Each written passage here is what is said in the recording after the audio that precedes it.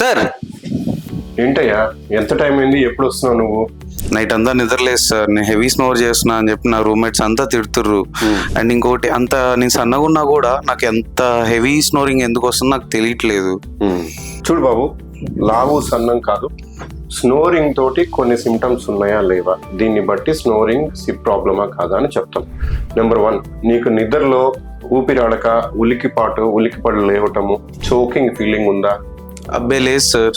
పొద్దున్నే నిద్ర లేవగానే విపరీతమైన అలసట, తలనొప్పి, కాళ్ళు చేతులు లాగటం, చేతగాకపోవడం, ఇవి ఉందా? అలాంటివి అసలు లేవు సార్. డే టైంలో పని చేస్తూ తూలు రావటం, మత్తుగా ఉండటం, నిద్రపోవటము చేస్తావా? లేదు సార్. చిన్న చిన్న పనులు, ఒక ఫ్లోర్ మెట్లు ఎక్కటము, కొంచెం దూరం నడవటం, వీటితో కూడా అలసట, ఆయాసం వస్తుందా? ఆహా, అసలు లేదు సార్. అలా ఇవన్నీ ఉన్న వాళ్ళు లావుగా ఉన్నా సన్నగా ఉన్నా సరే, వీళ్ళ స్నోరింగ్ ఈజ్ ఎ ప్రాబ్లం. ఇవన్నీ లేకపోతే లావుగా ఉన్నా సన్నగా ఉన్నా వీటిని మనం సింపుల్ స్నోరింగ్ అంటాము.